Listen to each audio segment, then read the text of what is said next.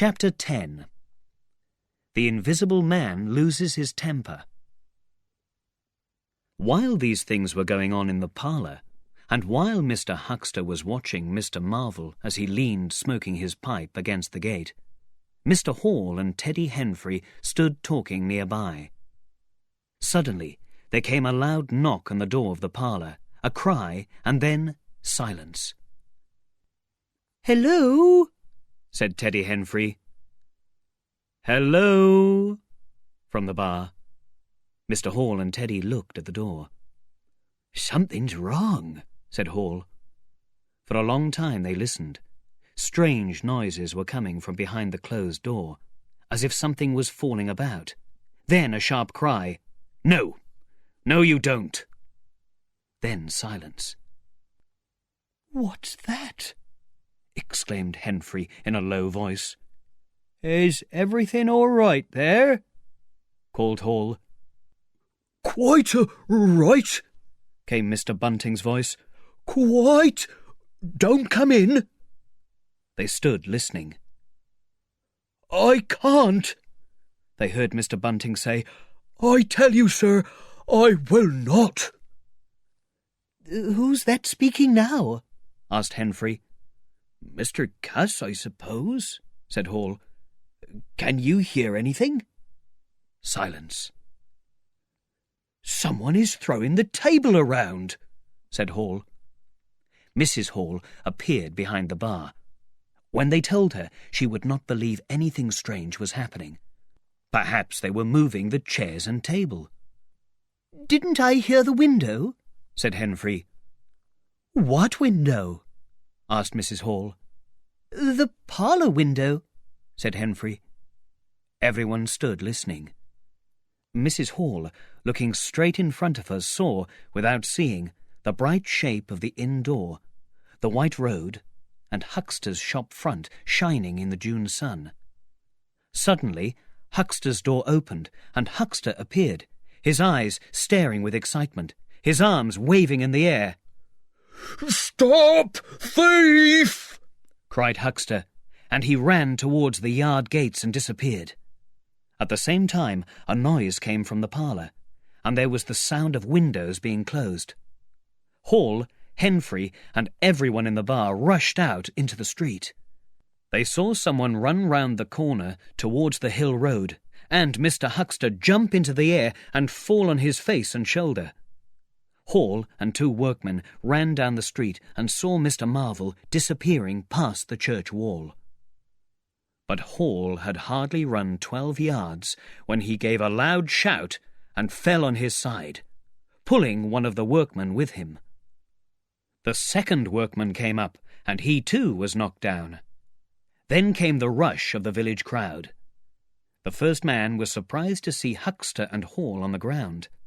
Suddenly, something happened to his feet, and he was lying on his back. The crowd was falling over him, and he was being sworn at by a number of angry people. When Hall, Henfrey, and the workmen ran out of the house, Mrs. Hall had remained in the bar. Suddenly, the parlour door was opened. Mr. Cuss appeared and, without looking at her, rushed down the steps towards the corner of the street. "Hold him!" he cried. "Don't let him drop those books and clothes. You can see him so long as he holds them." He knew nothing of Marvel, for the Invisible Man had handed over the books and clothes to him in the yard. The face of Mr. Cuss was angry and determined, but there was something wrong with his clothes. He was wearing a tablecloth. "Hold him!" he shouted. "He's got my trousers and all the vicar's clothes." Coming round the corner to join the crowd, he was knocked off his feet and lay kicking on the ground. Somebody stepped on his finger. He struggled to his feet. Something knocked against him and threw him on his knees again, and he saw that everyone was running back to the village. He rose again and was hit behind the ear. He set off straight back to the village inn as fast as he could run, and on his way jumped over the body of Huckster, who was now sitting up. Behind him, as he was halfway up the inn steps, he heard a sudden cry of anger above the noise, and the sound of someone being struck in the face. He knew the voice as that of the Invisible Man. In another moment, Mr. Cuss was back in the parlour. "He's coming back, Bunting," he said, rushing in. "Save yourself!" Mr. Bunting was standing in the window, trying to dress himself in the curtains and a newspaper. "Who's coming?" he said, so surprised that his dress nearly fell off him. "The Invisible Man," said Cuss, and rushed to the window. "We'd better move quick. He's fighting like a madman." In another moment he was out in the yard. Mr. Bunting heard a frightful struggle in the passage of the inn and decided to leave. He climbed out of the window and ran up the village street as fast as his fat little legs could carry him. Chapter 11. Mr. Marvel tries to say no. Mr. Marvel was walking painfully through the thick woods on the road to Bramblehurst. He looked very unhappy and was carrying 3 books and some clothes wrapped in a blue tablecloth. A voice went with him, and he was held tightly by unseen hands. "If you try to escape again," said the voice, "I will kill you." "I didn't try to escape," said Mr. Marvel. The voice swore a few times and then stopped. Mr. Marvel, who was not used to so much work, was very tired. There was silence for a time. Then, "I shall have to make use of you. You are a poor creature, but I must." "Yes, I am," said Marvel. "You are," said the voice. "I'm not strong," said Marvel. Then, after a short silence, he repeated, "I'm not strong. I've got a weak heart. I can't do what you want." "I'll make you," said the voice. "I wish I was dead," said Marvel. "Go on, walk. Move," said the voice. "It's cruel," said Marvel. "Be quiet," said the voice. "I'll see that you're all right, but be quiet. I want to think." Soon they saw the lights of a village. "I shall keep my hand on your shoulder," said the voice. "Go straight through the village, and don't try to say anything to anybody." Chapter 12. At Port Stowe. At 10 o'clock the next morning, Mr. Marvel, dirty, tired and worried, sat outside a little inn at Port Stowe. Beside him were the books, but now they were tied up with string.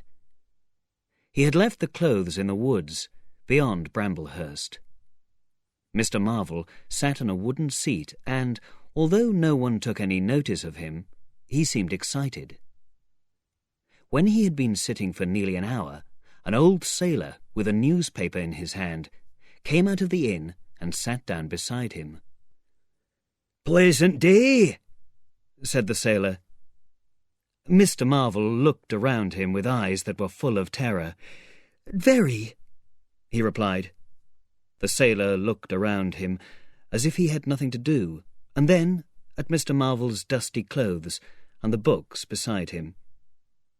He had heard the sound of money being dropped into a pocket and thought that Mr. Marvel did not look like a man who would carry much money.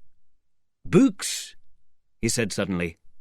Mr. Marvel jumped and looked at them. "Oh, yes," he said. "Yes, they're books." "There are some strange things in books," said the sailor. "There are," said Mr. Marvel. "And some strange things out of them," said the sailor. "True," said Mr. Marvel. "There are some strange things in newspapers, for example," said the sailor. "There are." "And this newspaper," said the sailor. "Ah," said Mr. Marvel. "There's a story," said the sailor. "There's a story about an invisible man." And he told Mr. Marvel as much of the story as the newspaper contained. "I don't like it," he said. "He might be anywhere, might be here at this moment listening to us. And just think, if he wanted to steal or kill, what is there to stop him?" Mr. Marvel seemed to be listening for the least sound. Well, he said, and lowering his voice, I know something about this invisible man. Oh, said the sailor. You? Yes, said Mr. Marvel. me. The sailor did not seem to believe Mr. Marvel. It happened like this. Mr. Marvel began, and then his expression changed suddenly. Ow! He said. He rose stiffly from his seat, as if in pain. What's the matter? Said the sailor. I think I must be going, said Mr. Marvel. But you were just going to tell me about this invisible man, said the sailor. Mr. Marvel seemed to think carefully. A lie, said a voice.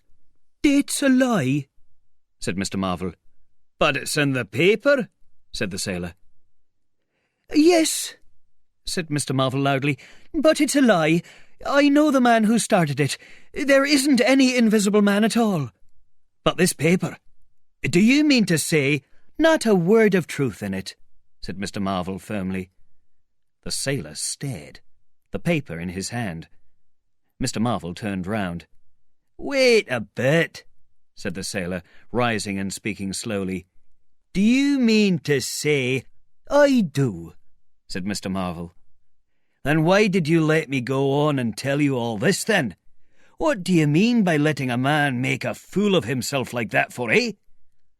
Come along, said a voice, and Mr. Marvel was suddenly turned round, and he started marching off in a strange, jumpy manner.